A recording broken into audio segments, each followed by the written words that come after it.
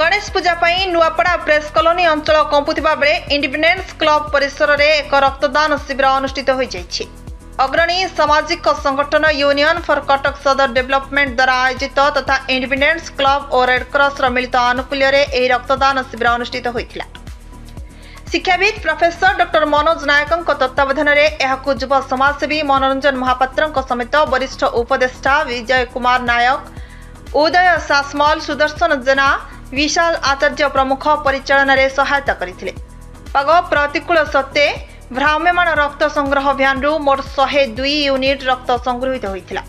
एथिपई रक्तदाता मानकु डॉक्टर नायक उत्साहित करने सहित समस्त को संबोधित करी साधुवाद जणाइछन्ति।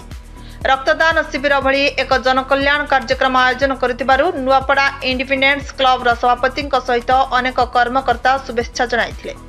आगामी दिन में युवपीढ़ी मानक पई एक वार्ता रखिथिले शिक्षाविद प्रोफेसर डॉक्टर मनोज नायक। मुझे मनोज कुमार नायक, सभापति यूनियन फॉर कटक सदर डेवलपमेंट।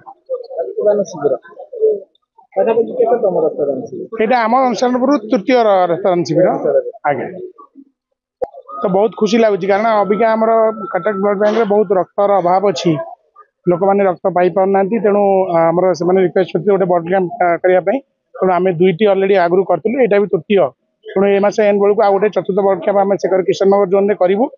तेणु मुख्य उद्देश्य केमती अधिक संख्यार ब्लड कलेक्शन हो, लोक मान रक्तर अभाव न रो।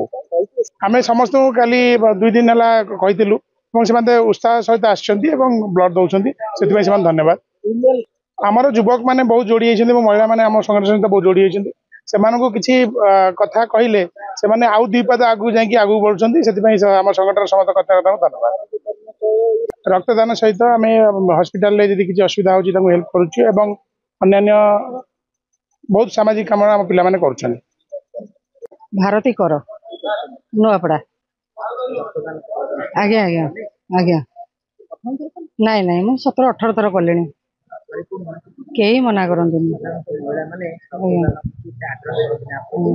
मु किंतु सब वर्ष दिए कहीं मो स्वामी थर देह खराब होता है ब्लड कई दवाई राजी नथिले सेबेठू मु किंतु ब्लड आज्ञा है 17-18 थर दे सब वर्ष दिए। बहुत खुशी लगुच एटा निहाती करवा दरकार समस्ते खुशामत दरकार नहीं किंतु समस्ते आग माने उत्साहित होइके आसीबा दरकार एटी आ ब्लड देबा दरकार। हाँ नाई नाई दबा दरकार ना आसिके हो जेमी देले आसिके दबा दरकार कारण आजिकल रोग पई निहाती गोटे पेशेंट पड़ला माने तार आग ब्लड मेडिकल आग कहिबा आग ब्लड टी जोगाड़ करंतु तेणु ब्लड दबा निहाती आसिके दरकार। मो नाटा हूँ तापस कुमार नाथ, मुझे श्रीकृष्ण विहार 42 मौजा कटक। मु इंडिपेंडेंस क्लब जन मेंबर एवं जेहेतु इंडिपेंडेंस क्लब रक्तदान शिविर आरंभ होगी तेणु आम आज्ञा आज्ञा नियमित भाव में रक्तदाता करे प्रति आज भी दे सारे भल लगे आज्ञा प्रति 6 मास थे रक्तदान करे एवं एटा सामाजिक अनुष्ठान एवं एटा सामाजिक कार्य समस्त लोक साहाय्य करने उचित। मुझे अनुरोध करी जो मानकर उपयुक्त अच्छी बयस से मैंने रक्त दे पारे से प्रति 6 मास थे रक्तदान करने उचित कारण रक्तदान करने द्वारा से जो रक्त आम दान करूने से शरीर नष्ट हो जाऊँगी तेणु प्रति 6 मास थे रक्तदान करें लोकर रोगीर सेवा हो पार। देखो महिला माने जे शिक्षित महिला जो मैंने जानते से समस्ते जानते जे रक्तदान कले कौन असुविधा हुए ना किंतु कौन असुविधा रोग जनित थे अनुरोध कर रक्त देवाई कि जो मैंने साधारणतः सुस्थ सबल से रक्त दे पारे क्लब तरफ जहाँ साहय करा दरकार हम सहयोग करुँ समस्त प्रकार ये बसापी लोक रेस्ट नापी सब व्यवस्था करी कौन असुविधा हो सब प्रकार सुविधा कर। धन्यवाद। मो नाम दिलीप कुमार नायक एडवोकेट, मो यूनियन फॉर कटक सदर डेवलपमेंट जड़े वरिष्ठ सभ्य। वर्षारे रक्तदान शिविर अनुष्ठित होती